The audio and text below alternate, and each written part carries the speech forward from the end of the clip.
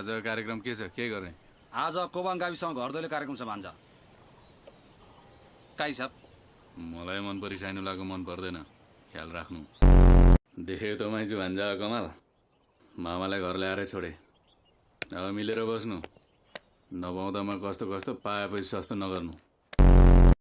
खुरुक जा। अरे त अपराधीको अनुहार आइन्दादेखि नदेखा।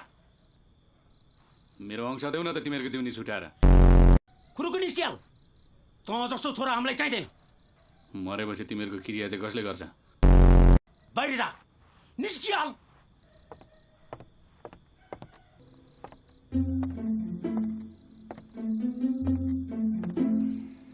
खोइ अलिकति भात पस्किदेऊ।